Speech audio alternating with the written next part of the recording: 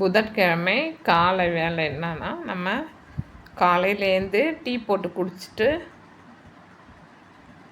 குளித்து முடிச்சுட்டு கீழே வந்து தண்ணி தெளித்து 7 புள்ளி வச்சு சிக்கு கோலம் தான் போட போகிறோம்.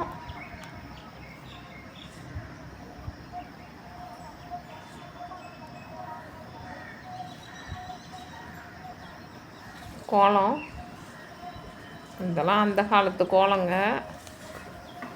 நிறைய பெரிய பெரிய சிக்கு கோலம்லாம் அப்போல்லாம் போடுறது. இப்போல்லாம் சின்ன கோலம் தான் போட முடியுது, பெருசாலாம் போட முடியல. இந்த கோலத்தை போட்டு முடிச்சாச்சு. முடிச்சுட்டு செடியில் கனகாம்பரம் அழகாக ரெட் கனகாம்பரம் பூத்துருக்கு. அதை தான் பறிக்கிறோம். பறித்து எடுத்துக்கிட்டு இந்த ஒயிட் பூவும் நிறைய பூத்துருந்தது, அதையும் பறித்து எடுத்துக்கிட்டு போயிட்டு சங்கரா, சிகப்பு சங்கரா வாங்கிட்டு வந்திருந்தாங்க. அதை க்ளீன் பண்ணி கழுவி வச்சுட்டு மீன் குழம்பு தான் ரெடி பண்ணிகிட்ருக்கோம். ஒரு சட்டி அடுப்பில் போட்டு ஒரு 5 ஸ்பூன் எண்ணெய் ஊற்றிக்கலாம். கடலை எண்ணெய் ஊற்றி எண்ணெய் நல்லா காயணும். காஞ்சதும் அதில் ஒரு ஸ்பூன் வடகம் சேர்த்துக்கலாம்.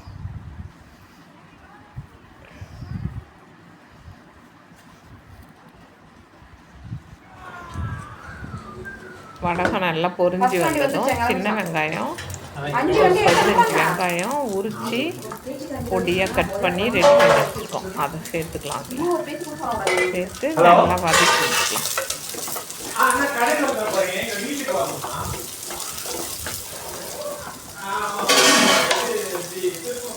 இது நல்லா வதங்கி வரணும். வதங்கி வந்ததும் பூண்டு ஒரு 10 பல் அதில் சேர்த்து நல்லா வதக்கி விட்டுக்கலாம்.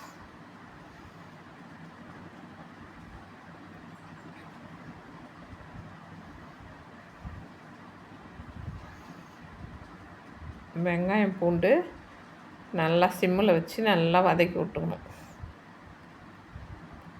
கட் பண்ணி வச்ச 2 தக்காளியும் அதில் சேர்த்து நல்லா வதக்கலாம்.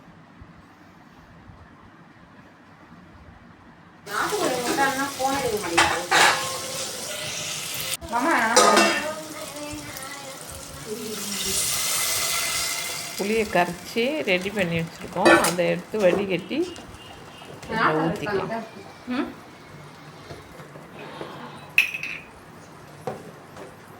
குழம்பு மிளகாய் பொடி 2 ஸ்பூன் சேர்த்துக்கலாம். சேர்த்து நல்லா கலந்து விட்டுக்கலாம். கலந்து விட்டு மூடி நல்லா கொதிக்க வச்சுக்கலாம். கொதித்து வந்துடுச்சு. மீன் குழம்பு இன்னொரு அடுப்பில் சாதம் வெந்துட்டுருக்கு.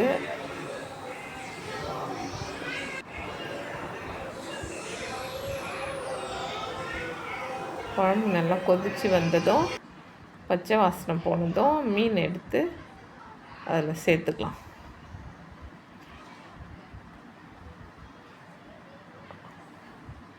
என்னதான் இருந்தாலும் அந்த சாதா நாட்டு சங்கரா டேஸ்ட் வரல.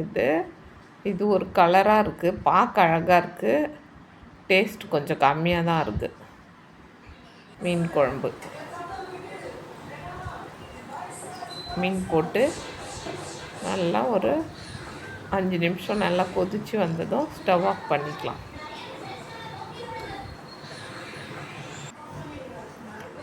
மீதி இருக்கிற மீன் துண்டில் உப்பு 1 ஸ்பூன் சேர்த்துக்கலாம்.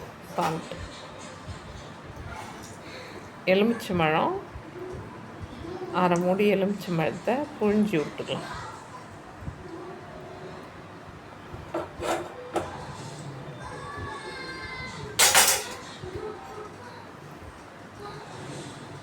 அரை ஸ்பூன் மஞ்சள் பொடியும் சேர்த்துக்கலாம்.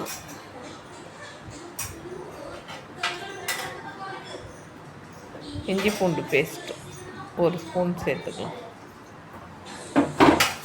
பட்டை மிளகாத்தூள் ஒரு 1/2 ஸ்பூன் சேர்த்துக்கலாம். சேர்த்து நல்லா கலந்துக்கலாம். அது கூடவே குழம்பு மிளகாய்த்தூள் ஒரு 1/2 ஸ்பூன் சேர்த்து நல்லா கலந்து ஒரு அரை மணி நேரம் நல்லா ஊற வச்சுக்கலாம். இன்னொரு பக்கம் ரசத்துக்கு வானல் போட்டாச்சு. ஒரு 2 ஸ்பூன் எண்ணெய் ஊற்றிக்கலாம். எண்ணெய் காஞ்சதும்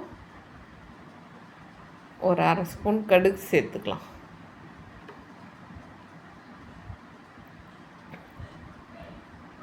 கடுகு வெடித்து வந்ததும் காஞ்ச மிளகாய் 1 சேர்த்துக்கலாம்.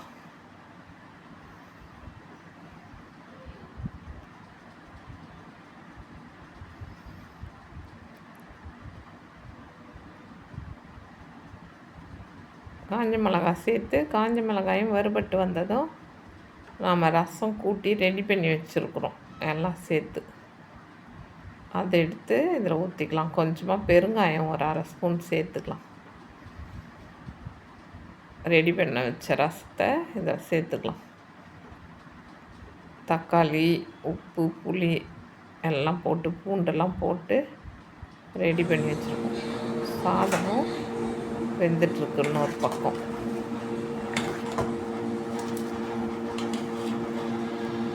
சாதத்தை வெந்துட்டு எடுத்து வடிக்க வேண்டியது தான். நமக்கு காலை வேலைங்க. மீனும் ஊறி வந்துடுச்சு. தோசைக்கல்லை ஸ்டவ்வில் போட்டு மீனை பொரிச்சு எடுத்துக்கலாம்.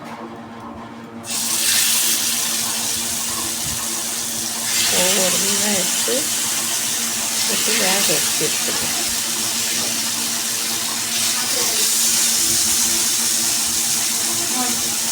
ஸ்டவ்வை சிம்மில் வச்சு நல்லா வேகட்டும்.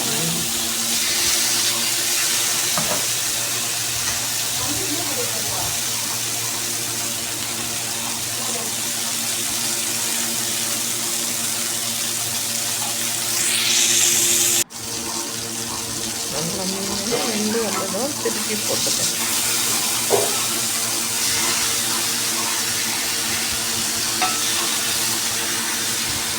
நல்லா மொறுன்னு வேக வச்சு எடுத்துக்கணும்.